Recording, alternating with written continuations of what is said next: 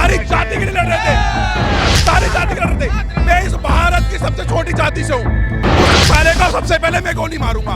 और जो उत्तर प्रदेश के प्रशासन में जितनी ताकत हो, जो सबसे ज्यादा धारा बड़ी हो, तो मेरे पीछे कट्टर पे दर्ज करियो, साले को मैं गोली मार करके ही रहूंगा।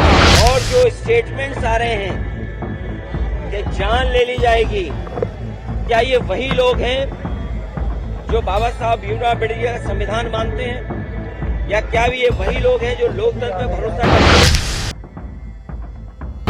अखिलेश यादव ने करणी सेना को लेकर भाजपा पर बोला हमला।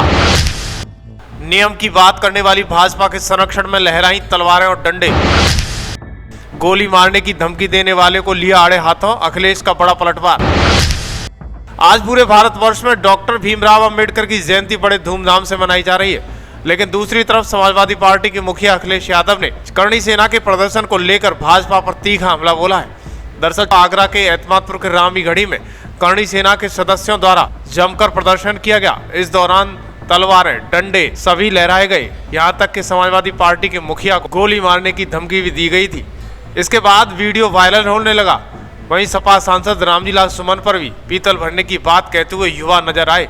संदेश ये है कि इस भारत के अंदर अगर इस तरीके के गद्दार चुन करके संसद भवन में भेजे जा रहे हैं, और जो नपुंसक, जो हमने पार्षद, सरपंच, विधायक, मंत्री, कैबिनेट मंत्री जो भड़ुए संसद में भेज रखे, वो राणा सांगा को गाली दे रहा था और वो भड़ुआ चुपचाप देख रहे, साले को मई मट्टी में कर देते।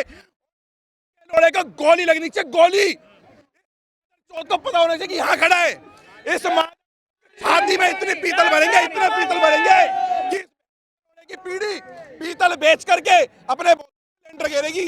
एक बात बताओ पत्रकार महोदय, हमारे भगवानों को, हमारे पूर्वजों को, हमारे देश को, हमारी मिलिट्री आर्मी को गाली देने वाले भड़ुए चुन करके भेज रहे हैं हम लोग हैं। उस कुत्ते को क्या पता बहन जो 80 घावों के बाद, हाथ कटने के बाद भी इस मातृभूमि के लिए लड़ रहे थे।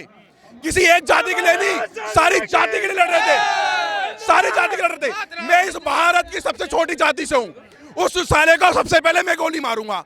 और जो उत्तर प्रदेश के प्रशासन में जितनी ताकत हो, जो सबसे ज्यादा धारा बड़ी हो, तो मेरे पीछे कट्टर पे दर्ज करियो, साले को मैं गोली मार करके ही रहूंगा। क्योंकि दोबारा कोई भड़ुआ इस तरीके का किसी भगवान, किसी पूर्वज का अपमान ना करे। इन युवाओं के वीडियो सोशल मीडिया पर जैसे ही वायरल हुए, समाजवादी पार्टी के नेताओं में भारी आक्रोश देखने को मिला। सपा अध्यक्ष अखिलेश यादव ने निशाना साधते हुए कहा कि संविधान के नियमों को ताक पर रखकर धमकी देने वाले करणी सेना के पदाधिकारी भाजपा की संरक्षण में तलवार डंडे लहरा रहे हैं, गोली मारने की धमकी दे रहे हैं। इसके बाद सपा मुखिया अखिलेश यादव ने आज मीडिया को संबोधित करते हुए क्या कुछ कहा है। केवल लखनऊ बीकेटी की बात नहीं है, अभी कुछ दिन पहले सीतापुर से भी सुनने को मौका मिला। उत्तर प्रदेश और देश के कोने कोने से सुनने को मिलता है और जानकारी मिलती है कि इस तरह के लोग घटनाएं होती हैं और वो लोग करते हैं जो बाबा साहब को नहीं मानते हैं, जो संविधान को नहीं मानते, लोकतंत्र में नहीं चलना चाहते। सर, मुजफ्फरनगर में हिजाब में मुस्लिम लड़की के साथ अभद्रता हुई, हिजाब उतारने की। ये भारतीय जनता पार्टी इसी तरह का काम करती है।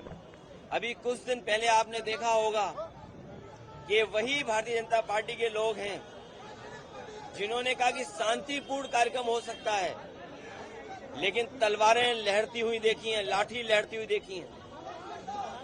न केवल वो सुनने में आया कि लोग बंदूक लेकर के भी गए थे, और जो स्टेटमेंट्स आ रहे हैं कि जान ले ली जाएगी, क्या ये वही लोग हैं जो बाबा साहब भीमराव अम्बेडकर का संविधान मानते हैं, या क्या ये वही लोग हैं जो लोकतंत्र पर भरोसा करते हैं? और रामजी आज सुमन जी के घर पर उनके ऊपर कितना क्या क्या नहीं करना चाहते थे लोग। इसीलिए कहा ये संविधान हमारी ढाल है, संविधान ही हमारी संजीवनी है।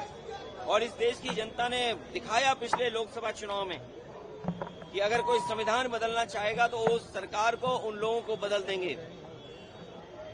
ये जो संविधान बदलने निकले थे, ये यही इसी तरह का काम कराएंगे जो अभी कुछ दिन पहले हम लोगों ने देखा है कि नंगी तलवारें चलेंगी, लाठी लेकर के निकलेंगे। और ये बिना बीजेपी की सरकार के संभव नहीं था। ये सरकार खुद शामिल थी। और जो प्रयागराज की घटना सुनने में आई है कि एक दलित परिवार के सदस्य के साथ जो घटना हुई एक मामूली इसी बात को लेकर के कि वो अपना कुछ उससे बातचीत करना चाहता था कुछ चीजों को लेकर के। वो कौन लोग हैं जिन्होंने जिंदा जलाया? वो भारतीय जनता पार्टी के लोग हैं। वो कौन लोग हैं जो लाठी लेकर के घूम रहे हैं, बंदूक लेकर के घूम रहे हैं? वो भारतीय जनता पार्टी के लोग हैं। ये भारतीय जनता पार्टी के लोग डराना चाहते हैं।